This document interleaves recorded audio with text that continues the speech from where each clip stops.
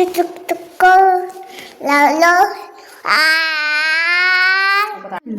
എൻ്റെ daily life vlog YouTube ചാനലിലേക്ക് എല്ലാവർക്കും സ്വാഗതം. രാവിലെ തന്നെ അച്ചക്കുട്ടൻ്റെ ബ്രഷൊക്കെ ചെയ്യിച്ച് മേലൊക്കെ ഒന്ന് ചൂടുവെള്ളത്തിൽ തുടച്ചു കൊടുത്തു. പിന്നെ ഡ്രസ്സൊക്കെ ചേഞ്ച് ചെയ്ത് അവന് ബ്രേക്ക്ഫാസ്റ്റ് കൊടുക്കുവാണേ. ക്യാൻറ്റീനിൽ നിന്ന് ദോശയും സാമ്പാറും വാങ്ങി. ഈ കാരണം എന്തിനാണെന്നറിയോ? സാമ്പാറിന് അത്യാവശ്യം നല്ല എരിവുണ്ടായിരുന്നേ, പക്ഷേ സാമ്പാറിൻ്റെ എരിവ് ഞാൻ ശ്രദ്ധിച്ചില്ല. അപ്പം അവന് കൊടുത്തപ്പം വല്ലാണ്ട് എരിഞ്ഞു പോയി. അതുകൊണ്ടാണ് ആ കിടന്ന് കാറുന്നത്. പിന്നെ വെള്ളം കൊടുത്തപ്പോൾ ശരിയായി. അതിനുശേഷം പാവം എൻ്റെ കുട്ടി വെള്ളം കുടിച്ചു പോയി. പിന്നെ ഞാൻ ചായയിൽ മുക്കിയിട്ടാണ് അവന് ദോശ കൊടുത്തത് കേട്ടോ. അങ്ങനെ കുറച്ച് നേരം കഴിഞ്ഞപ്പം ചേട്ടായും പപ്പയും കൂടി അപ്പൂനെയും കൂട്ടിക്കൊണ്ട് ഹോസ്പിറ്റലിലേക്ക് വന്നു കേട്ടോ. അവനെ ഒന്ന് ഡോക്ടറെ കാണിക്കണമായിരുന്നു. അവനും ചെറിയൊരു ജലദോഷവും കഫക്കെട്ടും ചുമയൊക്കെ ഉണ്ട്. സ്കൂളിൽ പോയി ഹാഫ് ഡേ പോയുള്ളൂ. അത് കഴിഞ്ഞപ്പം അവർ സ്കൂളിൽ പോയി കൂട്ടിക്കൊണ്ടിങ്ങ് പോന്നു. ഈ ഹോസ്പിറ്റൽ റൂമിൻ്റെ ഉള്ളിൽ നിന്ന് ഫോട്ടോ എടുക്കുന്നത് എന്തിനാണെന്ന് വെച്ചാൽ എൻ്റെ ബ്രദറാണ് കേട്ടോ അത്. അപ്പം അവൻ പുതിയൊരു ഫോൺ മേടിച്ചു. 75,000 എന്തോ ആയി. വിവാൻ്റെ ഫോണാണ്. അപ്പം അതിൻ്റെ ഫോട്ടോസ് വീഡിയോസൊക്കെ ഭയങ്കര ക്ലാരിറ്റി എന്നും പറഞ്ഞ് അത് കാണിച്ചു തരാൻ വേണ്ടിയിട്ടാണ് ഇപ്പം ഈ ഫോട്ടോ എടുപ്പും പ്രഹസനമൊക്കെ. പക്ഷേ അവൻ പറഞ്ഞത് ശരിയാണ്, ഫോട്ടോസൊക്കെ ഭയങ്കര അടിപൊളി, നല്ല ക്ലാരിറ്റി ആയിരുന്നു കേട്ടോ.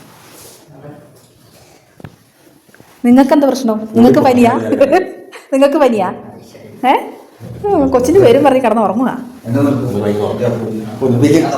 ഈ ഓടിക്കളിക്കുന്ന ആളെ കണ്ട ആരെങ്കിലും പറയുമോ പനി കൂടി ഹോസ്പിറ്റലിൽ അഡ്മിറ്റാന്ന്?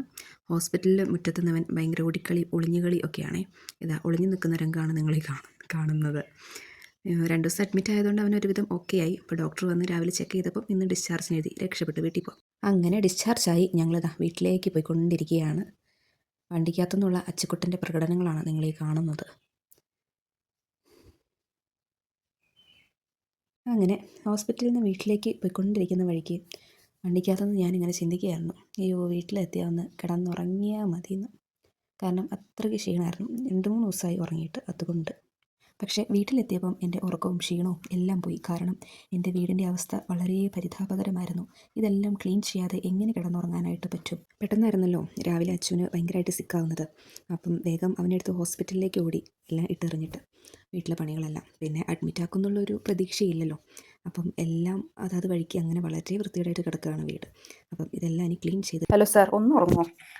ഒന്ന് ഉറങ്ങാമോ നിനക്ക്?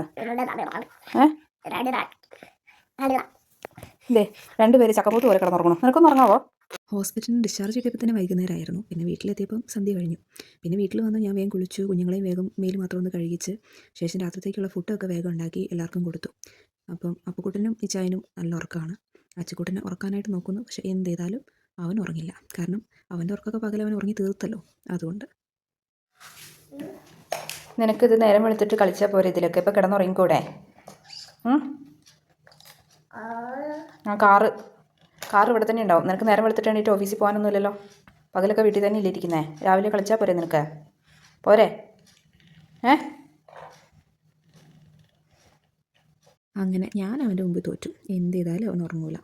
എങ്കിൽ പിന്നെ അവൻ്റെ പാട്ടിന് വിട്ടേക്കാമെന്ന് വിചാരിച്ചു. അപ്പോൾ അവൻ ടോയ്സൊക്കെ എടുത്തുകൊണ്ട് വന്നിട്ട് അതിലെന്തൊക്കെയോ മെക്കാനിക്ക് പണിയാണ്. അപ്പം ആ സമയം കൊണ്ട് ഞാൻ പോയി വേഗം പാത്രമൊക്കെ ഒന്ന് കഴുകി ഒതുക്കി വെക്കാമെന്ന് വിചാരിച്ചു. അങ്ങനെ കുന്നുകൂടി കിടന്ന പാത്രങ്ങൾ മുഴുവൻ ഞാൻ കഴുകി വൃത്തിയാക്കി.